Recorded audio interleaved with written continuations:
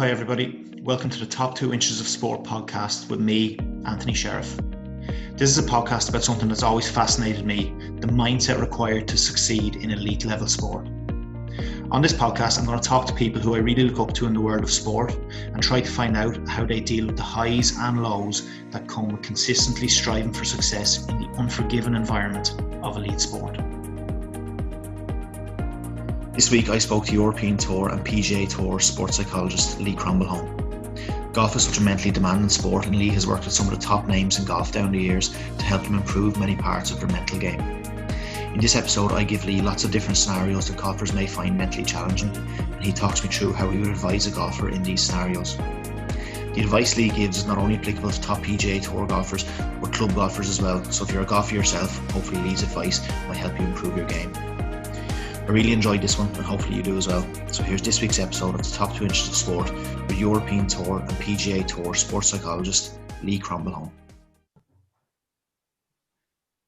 Right, Lee, thanks very much for coming on to the podcast today. Now, for anybody that maybe isn't too sure of the whole sports psychology world, could you just give a bit of an introduction, really, a bit of a description of what your job actually entails? Yeah, absolutely. It's predominantly around kind of building confidence in athletes, in my world, golfers predominantly,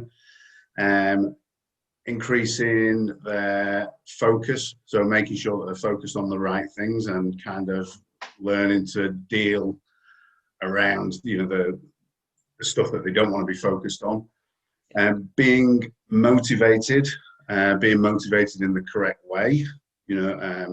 So there is a bit of a differentiation there. Dealing with pressure, because obviously, anyone who plays sport, comes under pressure, hopefully at any point. Yeah. Mental health, general mental health stuff as well, with the athletes. So that kind of sums it up, really. Yeah. And do you have an actual base, or because you work on the PGA Tour, the European Tour, do you travel around to all these different events? Yeah, I do travel, but I do have an office, myself and Tom King, who's a colleague who works alongside me. But our office is at a place called Highley Park Golf Club in Cheshire, in England. So we've got an office there. It's obviously a golf club. We've got great facilities there. And yeah, we've got access to the course and the range and the short game areas and all that kind of stuff. So that's the base when we're not living out of suitcases. Yeah. Now, obviously, golf is like a fascinating sport from a mental point of view, because you take your, rugby and football and all, and obviously they're very testing mentally as well. But a lot of that is like reaction and things like that, instinct maybe. Whereas golf, you've got so much time to think right up to the point where you're hitting the ball. So there's a lot of opportunity there for like your thoughts to spiral out of control even. So I'm just curious, would almost every top golfer work with a mental coach or a sports psychologist? I would say a lot do. There's not that many of us that travel around and do as much mileage as, let's say, I would. But I think a lot of them have someone who they might lean on back home, on the phone. I would be amazed if a golfer on the PGA Tour or the European Tour, Asian Tour haven't at least read some sports psychology books, some golf psychology books. It's gained a load of momentum over the last kind of 15, 20 years, I would say. Before that, there wasn't that much bouncing around. Well, I would say a lot of the players do. You're probably going to say, can you put a percentage on it? And it would be a guesstimation of saying about 70% if you were to ask that question. Right, so what we're going to do today's going to be a little bit different, a little bit of a quirky episode. So what I'm going to do is I'm just going to ping certain scenarios at you, maybe like mentally challenging scenarios from playing golf. And I want to see just what your advice would be to a golfer in that scenario. Now, I'm sure these are probably applicable to club golfers and also professionals, because I suppose professionals are human beings. They have the same emotions as your regular club all golfers. Exactly the same in golf, Yeah. Now, I did offer to send you over these questions, but you said no, you like a challenge. So Are you ready? I've got my questions here. I do love a challenge. Right. So the first scenario I want to give you is, this is just at the very start of a game of golf, that first tee anxiety, pretty much. So I'm sure that a professional could have that, and definitely a club player could have that. They might be on the range, they might feel like Tiger Woods are absolutely pinging the balls, but then you might have a little crowd watching you on that first tee, and it could just feel like an awful lot more of a difficult challenge. So just from a mental point of view, that kind of stress and anxiety of a first tee box, what advice would you give to a golfer in that situation? Well, the first bit of advice would be that even the tour players feel it. I think it was quite well publicised that Sam Torrance, who's obviously had a fantastic career, used to go in the bathroom and throw up before every round of golf. So, and was quite well documented, really. So, you're not alone. The biggest fear for people who do overly suffer from first tee nerves, because it is normal, and it's normal in any sport just before the whistle goes. A lot of it with golf is a fear of embarrassment. They don't want to show themselves up. They don't want to mess up the shot in front of their friends and other people who might be on the first tee or watching from the clubhouse if that's where the first tee is. Or for the tour players in front of crowds when we're allowed crowds again, and the TV obviously. So embarrassment would be a big fear, and they also fear not getting off to a good start, or they fear getting off to a bad start. Yeah. So players can often, the way that they talk to themselves is put the pressure onto themselves, and so one of the things that I would say there is be aware of the internal chatter. Make sure it's kind of, if you start thinking negatively or kind of in an avoidance way, kind of don't make a mess of this, don't embarrass yourself. That's fine if you think those things, because you can't stop those things from coming into your head. Or you can choose to focus on them, or you can choose to focus your mind elsewhere, basically, is what I would say. So I would have a kind of go-to sentence or line that might be, it might be something to do with what they've been working on a golf lesson. It might be something to do with tempo. Some of the things that I've used, or certainly use, is I get a player to put a little dot on the ball, and focus their eyes on the dot on the ball, which is a technique called quiet eye, which has the effect of quieting the mind. But just generally, as a kind of rule of thumb, once they're stood behind the ball, accepting that they're going to be nervous, which, it just means that you're ready for competition, basically. Your body's creating that adrenaline, getting ready for competition. So if you perceive it as negative, then you likely have a negative outcome. But if you see it as just physically, I'm just getting ready for competition, then it has less negative effect, really. Yeah. Just stand behind the ball, ask a good question. How do I want to strike this ball? What does a good shot look like? Any questions like that will give you a clearer image of what you want to achieve as opposed to what you don't want to achieve. Yeah. And then walk into the shot and try and be relaxed in the hands. So, because when we're anxious, we get very tense in our hands. There's a few physiological reasons for that. But if you try and stay as relaxed in your hands and then relaxed with your eyes on the ball, but on maybe on the logo or a little dot on the ball, then those kind of things should go a really long way to making sure that you maximize the chances of hitting a good shot on the first tee. Yeah, I like that. What was it? Focus the eye, quieten the mind. Is that what you said? Yes. Yeah, I like that. So is that something like that? Focus the eye, quieten the mind. Is that, and also the kind of visualizing what a good shot would look like? Is that what you would encourage your golfers to do? Not just on the first hole, but on like pretty much every shot. On every shot, yeah. It's if you have the ability to paint the picture in your mind of the shot that you want to hit, then that is a lot simpler than visualizing all the different shots that you don't want to hit. Yeah. It's a lot. Your mind gets a lot busier if you're thinking about don't hit it there, don't hit it there, don't do that, don't do this, don't do that, don't do that, miss that, miss that. Yeah. That's when we end up with 100 things going on in the head, which is when the system just locks up. Yeah. And then, so if you can keep it as clear and in the correct direction, you know, keeping it positive, keeping it focused on the shot that you want to hit, and what your tendencies are, then you'll be a lot clearer in your mind. Yeah. For sure. Yeah, I think like there's a lot of probably clutter that goes on in your mind no matter what sport you're playing. But again, it's just the length of time golf takes, and that gap in between shots. There's just more of an opportunity in golf for that clutter. It's just about trying to get rid of that, probably, isn't it? Yes. Yeah. Yeah. Cool. So the next scenario, I want to give you something that I definitely know all about. It's about hitting a really bad shot, or I'm going to kind of tie this in as well with maybe that kind of golf anger. Like, I mean, I think even a couple of weeks ago, I saw Shane Lowry, I think, snapping a club over his knee. We've all seen clubs being thrown off of tee boxes and things like that.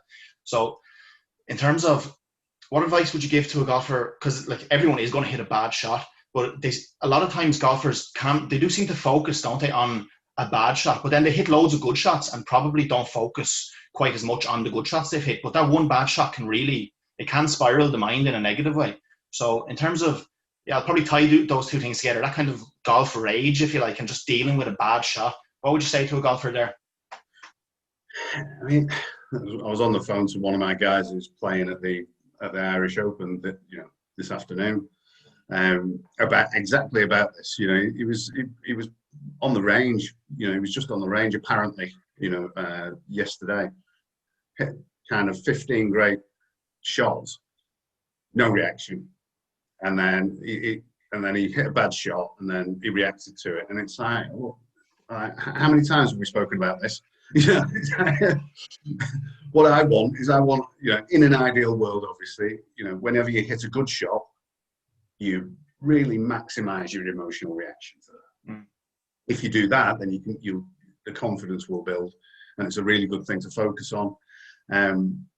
The inevitability in golf, as in any sport, you know, you're going to hit bad shots. And what you find with the tour players is they actually don't mind hitting bad shots generally. It's when they make a bad decision, and then that's, you know, followed up by a bad shot. That's what really gets them.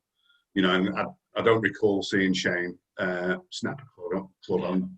I think quite surprised at that, because he's a great lad. But if that was the scenario, he might have made a bit of a bad decision or tried taking something on too much and then hit a bad shot, and that's what would have frustrated him. So, but with regards to, you know, kind of club player, if they do hit a bad shot, I've got no problem with a negative reaction. I've got no problem with it whatsoever, because you can't stop them, because it's instant. It's your body going into fight, flight, or freeze. You know, and generally in that scenario, you're going into fight mode. So you can't stop it because it's instant. But if you gave it a kind of a time limit, maybe 10 yards or 10 seconds, 15 seconds, then that's fine. But, you know, just get it out of your system. Some people, they need catharsis, which is getting the anger out of the system. Other people need to kind of have a more neutral reaction. So it depends on the individual. But what I would say is, if you're one of them that has to get it out, give yourself a time limit or a distance limit on it. So it's kind of 10 yards, 10 seconds, 10 meters, whatever, you know, something along to the end of the tee box, or until you get to a certain divot, you know, that you can see. But having the presence of mind after the initial outburst is key there, which is quite challenging if it's a real proper head off. Which we've all had. Yeah. You know, but then after that, then kind of focus on something, maybe breathing or really getting your body language good, and you know, then start to again be aware of how you communicate internally. You know, start talking yourself up about how you can make the recovery shot and, you know, things like that. So the way that you internally talk to yourself is going to be key again. Yeah, it's interesting there you said about body language, because in golf you notice it really, don't you, straight away, a bad shot. I mean, it's the head down, it's the shoulders kind of slumped.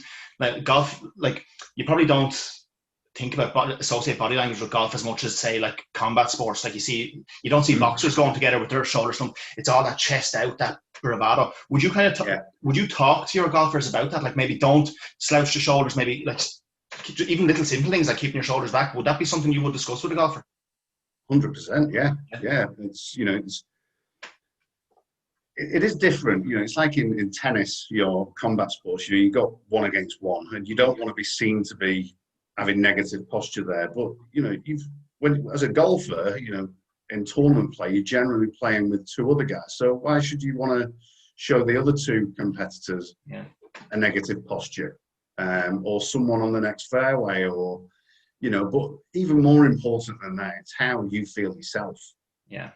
You know, having a better posture has been proven to improve your state of mind. Yeah.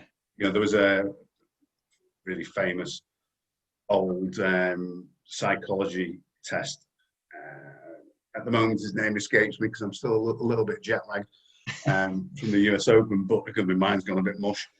But he was one of the original kind of psychologists, and he had a lot of depressed people coming in through the door. And what he used to do was he'd get them to count on the way home or on the way in how many chimney pots they could count on their way back home from his kind of clinic or office or whatever you would call it.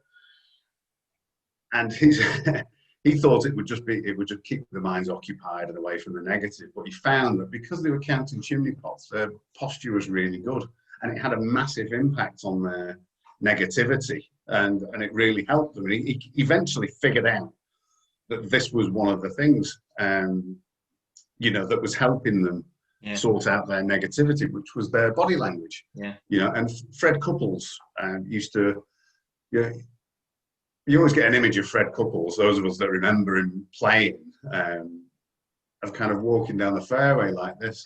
And he was actually tracing around the outside of trees with his eyes. Really, yeah.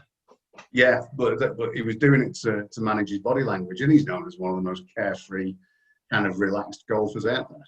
Yeah. You know, so certainly something in the body language thing. Yeah, you do see it with certain golfers. I think is it like the English guy. His name is escaping, Poulter. Then he's quite kind of quite bravado-ish, isn't he? Yeah. Well, it's interesting. Yeah, right. The next scenario I have for you is just like a problem hole or like a bogey hole maybe. So you might love a course, but let's say the fourth on this course, you just can't. It's just in your head now. I've never got a good score on it. It's just not meant to be. That's my problem hole. How would you kind of get an athlete to reframe how they view that hole? Is this a hole that you've got particular problems on yourself? Every hole for me, yeah. Are we going into a session here? This is self-therapy for me, yeah. I actually had this issue when I was a junior golfer. We used to play against Haydock Park was my club. We used to play against Lee Golf Club, which is where I'm now a member. And I was on the 16th hole. There was a railway track down the right-hand side. And whenever we played against them, all I saw was that. And it turned into a bogey hole. We played them quite regularly. And even this was before I read anything. I actually, kind of read, I visualized how I wanted to play that tee shot. Yes, playing it safe, playing it down the left and playing it with a little fade, and just kept on practicing mentally practicing, visualize, just until it kind of reduced, so that worked. It's been proven again that, if you visualize something enough, then it increases the chances of the desired outcome. Yeah. But again, what we talked about before about having the good reactions to good shots. And when I speak to players, I don't want them to just be, if they hit a 7-iron on the range, or whether it's on the golf course, when they hit a good shot, don't take it for granted, and actually not just think happy thoughts, not just talk to themselves and say, oh, that was a really good 7-iron. I want them to emotionally feel really strong about that golf shot. So you start building positive emotional memories. And now when you do that, that's going to counter the negative emotional memories, because that's what they are, on a bogey hole. You know, if you've got a bogey hole, it's because you've been continually embarrassed, or you know, you've overreacted and got frustrated. You know, they're negative emotional memories, aren't they? Yeah, yeah. You're not going to be able to counter negative emotional memories by just talking yourself out of it. Yeah. You know, you can't deal with an emotion by talking yourself out of it. But what you can do is you can start to balance it up by having these big emotional, good, positive reactions to shots. Yeah. So then when you get to the bogey hole, or the next time you get to that fourth hole, if you've loaded up your positive emotional memories enough, then when you get to the fourth hole, there will be more balance. And then as soon as you hit a good shot on that hole, then, you know, you've got to almost just internally, you know, running around high-fiving everyone going, yes, I've kept it on the fairway for once, and, you know, all that kind of stuff. Yeah. Having that big emotional reaction inside is going to really, really help. Now, if you go back onto that fourth hole and you hit a bad shot again, you just, you know, start telling yourself, well, I just need to work harder on building my emotional resilience, you know, my emotional confidence. Yeah. So that's how I would deal with a bogey hole. Cool. So this next one is it's very similar to that. Your answer probably will be the same because it's a very, very similar question. But I just want to ask you, because I know a guy who plays golf, and he's a good golfer, but he has like almost a fear of bunkers. He's not a good bunker player. So he actually views bunkers as just like the big bad enemy. So if he goes into a bunker, then I think he feels that kind of pressure, like what you were talking about on the first tee and even that bogey hole. So again, he's a good player, but it's just, I think that kind of embarrassment almost of going in, I don't think I can get out of a bunker, that kind of way, you know? So would it be a similar advice in that situation? It would, but I'd also go and get him to get quite a few bunker lessons. That's what I told him, yeah. That's from a technique point of view, because you can't hide. You know, he's obviously got rubbish technique. I've had this when I used to play a lot. I was garbage at bunkers. When I played college golf out in the States, and we used to have this drill where you couldn't leave the practice tee until you played a bunker shot and landed it in this big bin thing. And I was never that strong out of bunkers. But it just completely destroyed me because I couldn't get it in the bloody bin. And then it ended up messing with my technique. But, you know, in that scenario, if someone's got a really strong fear of a particular part of the game, they need to get some lessons on it. And if it's still really bad, they need to change the teacher. That's basically what I've said to him, yeah. So hopefully he listened to you now instead of me. Yeah, I mean, but then some people, they can be great in the practice bunker. And then once they get onto the golf course, when it means something, then that fear can kick in. And it would be, you know, that scenario would be slightly different, you know, where they know the technique's good, but then it's just an actual fear thing. And then we would be kind of going back towards the first tee thing, where you need to get a little bit of softness in the hands, because what happens is, basically, once there's a perceived threat, and the perceived threat is the bunker in this case, then our emotion center, you know, looks around the brain saying, is this a perceived threat? Yes. Right. I need to go into fight, flight, or freeze. And that's from an evolutionary point of view. It's how we survived. It's how we've, you know, as a human race, and all the other animals have managed to get through evolution. And when that happens, your body is physiologically getting ready for fighting, whatever it is, flighting, which is running away, or freeze. Now, the fight and flight response is your body getting ready to either fight something or run away. Yeah. So what happens is all the blood flow in your body goes around your vital organs. And now if it goes around your vital organs, it's got to come from somewhere, and it comes from your hands and your arms. And the capillaries in your hands squeeze up and squeeze the blood away. So you've got less blood in your hands. So you lose your feel. So you end up gripping it really tight. Yeah. So you need to be really aware of that. So what I get players to do is practice hitting shots with a grip as loose as possible. just to convince themselves that they can hit shots, whether it's putt, a chip shot, a bunker shot, or a full shot with a 5-iron or a driver, and hit these shots, feeling how loosely you can grip it, and just convincing yourself it's not going to go flying out your hands. So that would be, you can have a really good mindset and good technique, but if you're strangling the golf club, on the grip, then your muscles aren't working, and your technique will go out the window as well, because it's there's no fluidity to the move. So definitely, I would get loosening the hands again. That's brilliant. Yeah. Right. So I've kind of given you a couple of negative scenarios now, but this one is a bit more positive, but still a potential issue to some people. Let's just say you're having a really good round, and but then maybe you're even surprising yourself a bit, but then the kind of thoughts can come in, a bit of fear of actually spoiling that good round. So what would you say to a golfer in that situation? A lot of this would kind of start to come in between shots. So you've either got to occupy your mind or quieten your mind. Asking a question, is that helping me? Because you can't stop these negative thoughts coming in. They can be overly positive thoughts as well. It's like, oh, I can birdie the next 4 holes, and shoot a really good score. That. But again, it's out of the present. It's out of the here and now.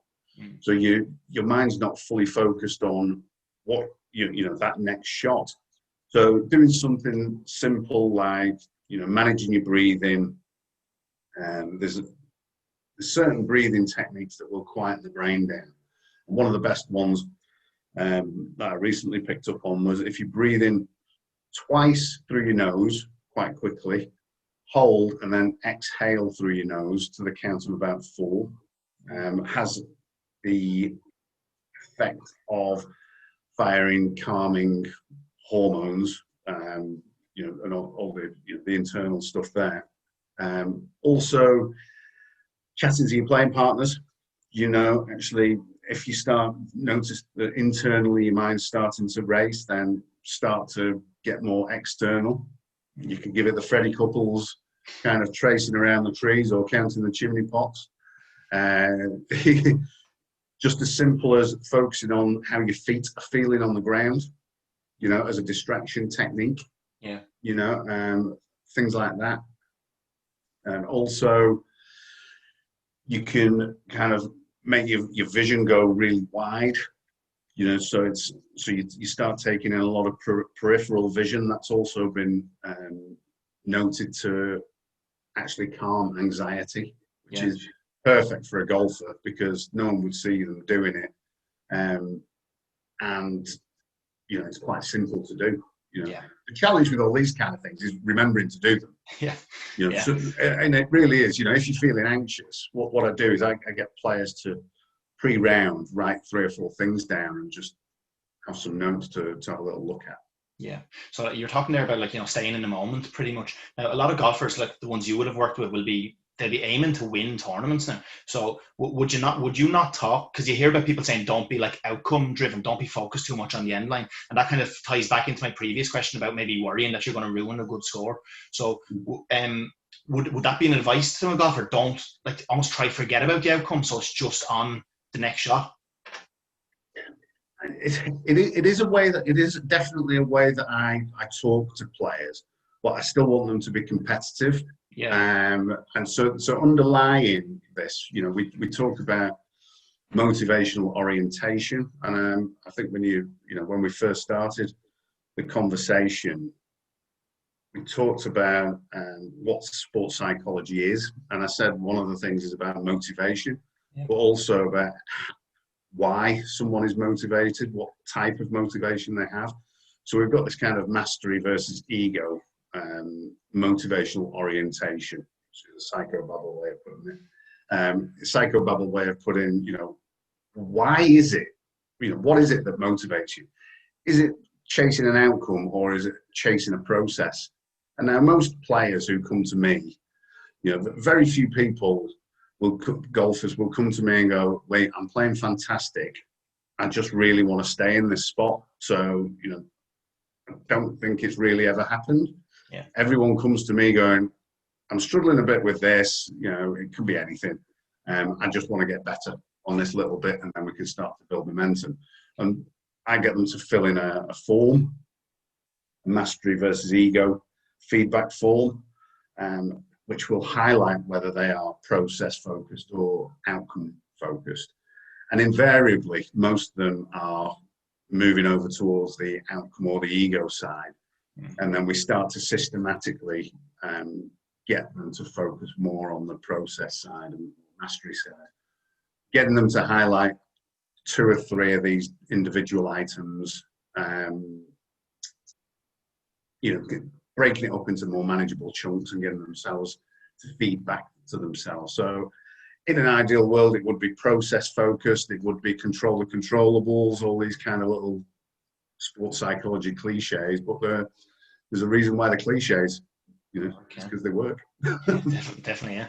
The next scenario I want to give you is, I don't know if you will have experienced this, because golf is a bit unique in the sense that, so I was going to ask you about players who almost fear playing against another player, so they might have just never beaten that other player. But then I was also thinking maybe that's not very relevant, because in golf, I suppose you're playing the course and you're playing yourself. You're not necessarily, well, you are playing the other person, but you know what I mean, you're more playing the course really. But have you experienced that?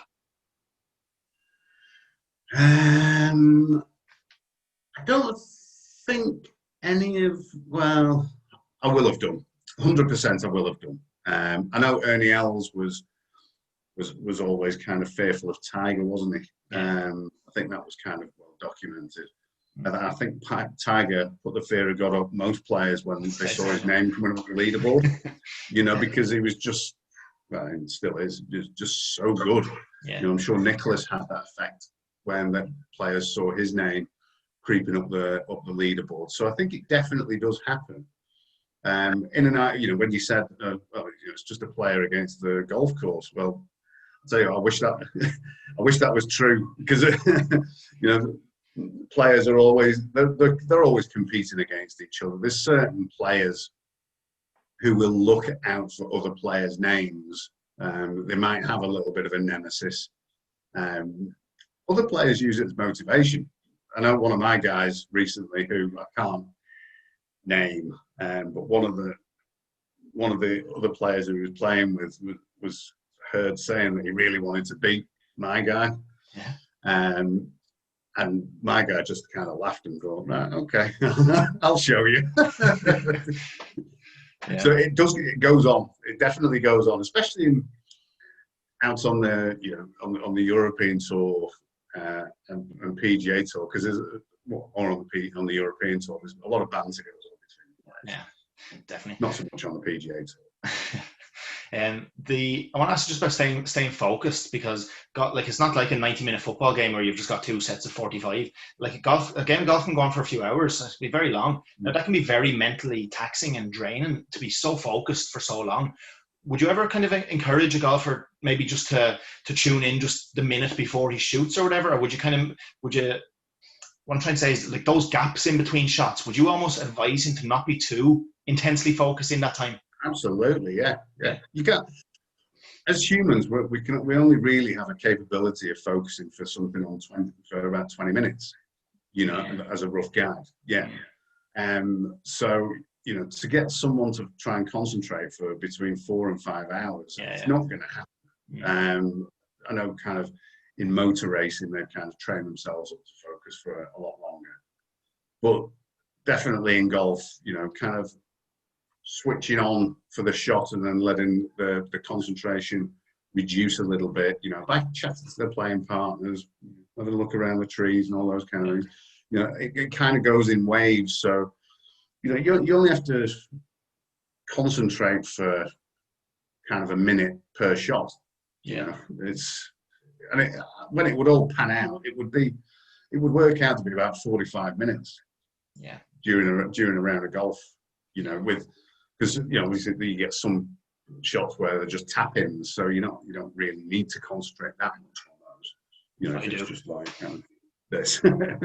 But yeah, definitely you can't keep your focus up for the full duration of the round. Not a chance. Definitely, yeah. So I just want to ask you about, like, all these golfers you've worked with. Obviously, you don't have to name any of them, but is there What would you say you've learned most about golfers since working with just specifically golfers? Is there kind of a mental kind of a trait almost that stands out as a common theme throughout all of them almost?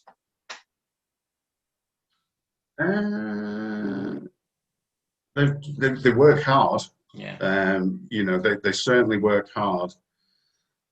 They've got a real drive. Even on people who watch golf, they think, oh, they're just going out for a walk and they're hitting a ball. They're not expending much energy. It's hard. Physically, it's hard, and mentally, it's hard. Yeah.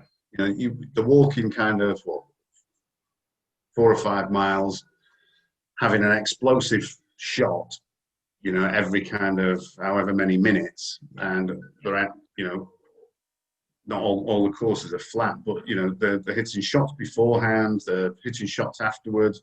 The practice days, they're hitting a lot of shots. They're going to the gym most of the days these days, and even when they're at home, most of them are practicing really hard, because I think a lot of them have a kind of fear of not working hard enough.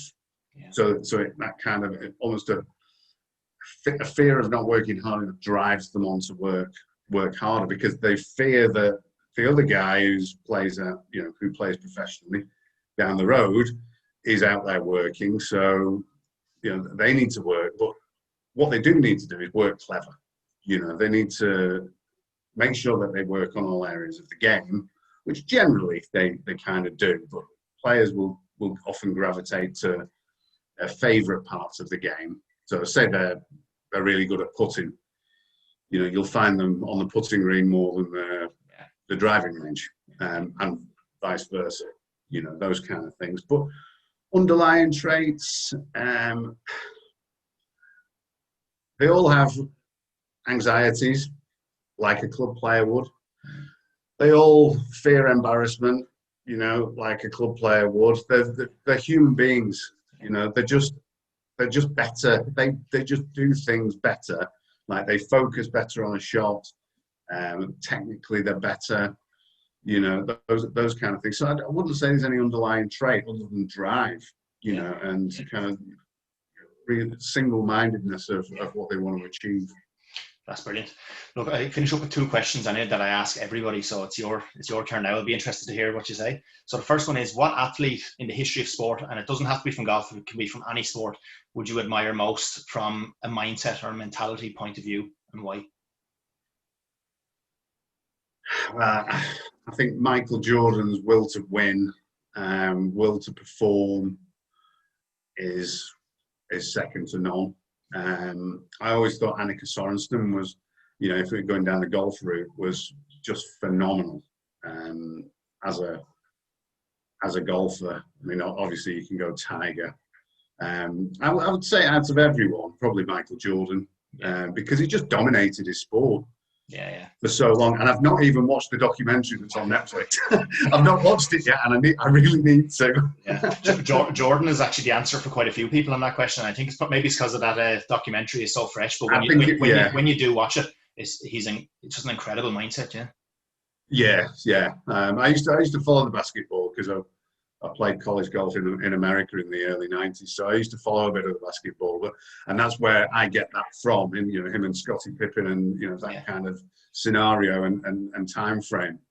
Yeah, I mean, you could just see it. It's like unbelievable. Yeah. You read certain interviews. If he's missed, a bunch of shots, then and there's one shot left in that game, he wants it because he's going to get it. He's not shying away from it, and I love that. Yeah. That's cool. So the last question for you then is, if you were to talk to a young golfer, I should say 16, 17-year-old, and you were to give them one bit of advice, again, it can be from a mental point of view that you think will stand them in good stead to really achieve more than the chase and pack, if you like. What would you say to a young golfer about their mindset?